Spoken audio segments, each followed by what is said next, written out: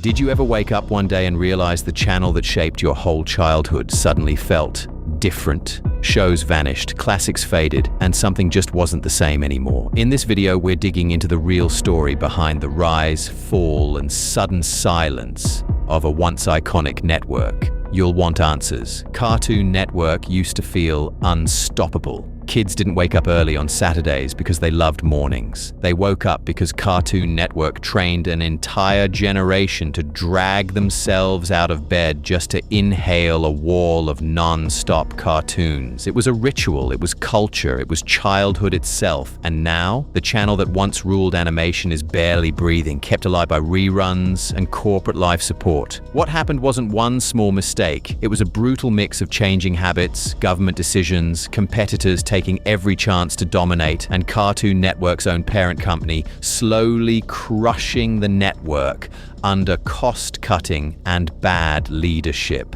The fall wasn't quick. It was slow, ugly, and painful. The kind of collapse you can see coming, but can't stop. Before we get to the destruction, we have to remember how powerful Saturday morning cartoons once were. Kids planned their entire week around that giant block of animation. It didn't matter if it was Pokemon, Looney Tunes, or the weird experimental stuff. It all had a spot.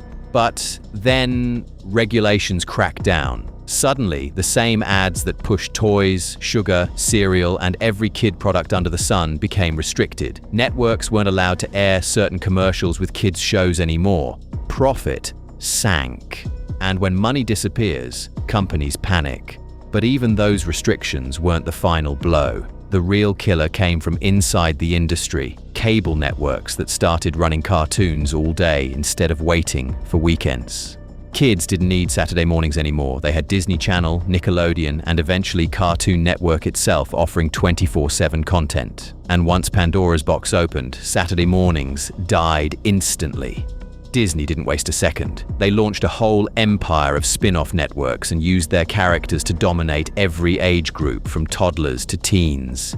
Nickelodeon followed with original hits so strong they became global franchises. Rugrats, Avatar, SpongeBob, shows that sold merch, filled theaters, and became cultural landmarks. Then came Cartoon Network, powered by Warner Bros.' massive library of Looney Tunes and DC heroes. But Cartoon Network didn't just rely on the classics. They took risks, wild risks. Dexter's Lab, Powerpuff Girls, Courage, Samurai Jack, Teen Titans, Adventure Time, Gumball, Steven Universe. These weren't just cartoons.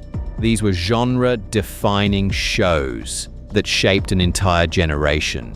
Their weirdness, creativity, and experimental style gave Cartoon Network a unique identity no competitor could touch. And then the studio that built all of it, Cartoon Network Studios, got shut down. That's where the real bleeding began. Cartoon Network, but they didn't know why. Now we do. The era of endless experimental originals died the moment Warner Bros. Discovery started swinging the axe. Warner cut budgets, cancelled projects before they even aired, deleted episodes from streaming, and eventually closed the original CN Studios building entirely. Decades of legacy were wiped away as if they never mattered. Shows were removed from streaming simply to avoid paying creators their residual checks. Whole teams got laid off. Even the Cartoon Network website, one of the last safe, kid-friendly spaces on the internet, was erased and replaced with a generic redirect page. And the worst part? The audience didn't leave immediately. They were pushed away. Viewership crashed by more than 80% in under 5 years. The lineup shrank. Original shows faded. Teen Titans Go got stretched across the schedule until it was practically the only thing airing. And slowly, Cartoon Network stopped feeling alive. But the spiral didn't end there, because the next blow wasn't about ratings. It was about the brand itself, the identity, the soul. And that's exactly where we need to go next, because once the soul of the network started fading, the entire brand began collapsing with it. Cartoon Network wasn't just losing viewers, it was being stripped apart piece by the very company that owned it. And the worst part? None of it happened by accident. This was cold, calculated cost-cutting that treated the network like disposable trash instead of an animation powerhouse. It started with the shutdown of Cartoon Network Studios' iconic building in Burbank, the place where almost every legendary CN show was born. That building wasn't just an office, it was a symbol. It was where Dexter, Blossom, Finn, Gumball, and so many others were created. And Warner Brothers Discovery shut it down like it meant nothing, merging everything into one generic Warner building, as if Cartoon Network's legacy was just clutter. Then came the destruction of the website. A place millions of kids used for games, videos, safety, and childhood memories was erased overnight. No warning, no archive, just gone. For many people, this was the moment CN officially died. Not because the channel stopped airing, but because the identity that made Cartoon Network special was being ripped out of the ground. And the nightmare didn't end there. Shows began vanishing from HBO Max, not because of licensing deals, not because they weren't popular, but because Warner didn't want to pay creators the tiny amount of money they were owed for streaming residuals. Entire classics disappeared in seconds. Gumball, gone. Steven Universe, gone. Regular Show, gone. Chowder, We Bare Bears, and more, wiped away. It didn't matter that these were some of the most beloved and successful shows Cartoon Network had ever made. It didn't matter that fans were still watching. The company cared more about accounting tricks than preserving animation history, and the man behind all of these decisions, the one fans blame, is David Zaslav, CEO of Warner Brothers Discovery. Under his leadership, animated projects were shelved, movies were cancelled for tax write-offs, and entire departments were gutted. Batgirl was thrown away. A Scooby-Doo movie was deleted. Even Looney Tunes films almost vanished into the void. To animation lovers, Zaslav became the villain of the decade. To the company, he was cutting costs. To fans, he was burning down their childhood for profit. But while all this was happening behind the scenes, the on-air channel itself was collapsing in plain sight. Cartoon Network wasn't producing new hits. It wasn't pushing new ideas. It wasn't building the next Adventure Time or Steven Universe. Instead, it leaned harder and harder on one show, Teen Titans Go! Love it or hate it, that one show has been running for over 10 years and fills huge chunks of the daily schedule. Kids watch it, so the network milks it, but the price of relying on one mega show is high. Everything else starves. New shows barely launch. New ideas barely survive. And Cartoon Network becomes nothing but recycled content loops. Even the revivals, Gumball returning, Regular Show coming back, new Powerpuff Girls and Foster's revivals, show a network scared to take risks. Everything is nostalgia, nothing is original, and the brand feels hollow. This is the exact opposite of what Cartoon Network used to be. The network once built empires on weird ideas. Now it's building its future on old ones. And while Cartoon Network crumbles, the world outside the channel is changing even faster. Kids aren't even watching cable anymore. They're watching something else entirely.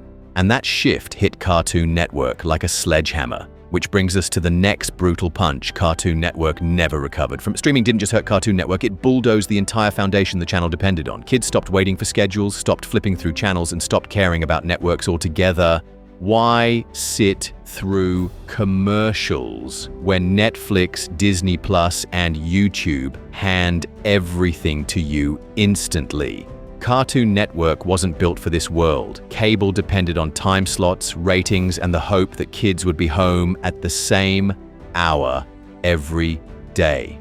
Streaming demanded something totally different: constant content drops, aggressive marketing, a strong online presence, and the ability to compete with global platforms. Cartoon Network was none of those things. It was slow, fragmented, buried inside Warner's giant library, and treated as an afterthought. And that opened the door for a new wave of content that absolutely steamrolled traditional animation: YouTube. Kids today don't start with SpongeBob. They start with Cocomelon. They start with random nursery rhyme animations. They start with chaotic, loud, overstimulating content designed to glue toddlers to the screen. These videos aren't made by giant studios. They're made by small teams or even AI for a fraction of the cost. And they pull in billions of views. Billions. How can Cartoon Network compete with that? They can't. They never could. The entire attention span of kids shifted overnight. And as older viewers grew up, many didn't return to Cartoon Network because they had something better: independent animation. Shows like Has-Been Hotel, Hell of a Boss, and The Amazing Digital Circus exploded online without any network backing. Not only are these shows more daring than anything Cartoon Network could ever air, but they also prove something terrifying for big studios. Creators don't need networks anymore. Why sign away rights? Why wait years for approval? Why settle for watered-down ideas? Creators can upload directly, fans can support directly. Studios like Cartoon Network become middlemen, and middlemen are easy to cut out. This new era exposed a devastating truth. Cartoon Network didn't run out of talent, it ran out of relevance. And inside Warner Bros. Discovery, the message was clear: originals were expensive, risky, and unnecessary. Why invest in new cartoons when old episodes of Teen Titans Go still pulled numbers? Why build new franchises when streaming platforms are already overflowing with decades of content? Why pay animators when the company could save money by canceling everything? Cartoon Network's decline wasn't one big explosion. It was slow suffocation. First, the studios, then the website, then the shows, then the viewership, then the brand identity itself. The network still broadcasts from 6 a.m. to 5 p.m., but this isn't the Cartoon Network anyone grew up with. This is a shell kept alive by reruns, corporate decisions, and the last remains of a legacy that once shook the animation industry. And the saddest part? Cartoon Network didn't just fall behind its competitors. It didn't just lose to streaming. It didn't just get beaten by YouTube. It was destroyed by its own parent company, cut apart until nothing was left except memories, nostalgia, and a hollow name plastered on a dying schedule. Cartoon Network isn't dead on paper, but the Cartoon Network that changed childhood is gone, and the industry that once depended on it is now struggling to survive without it.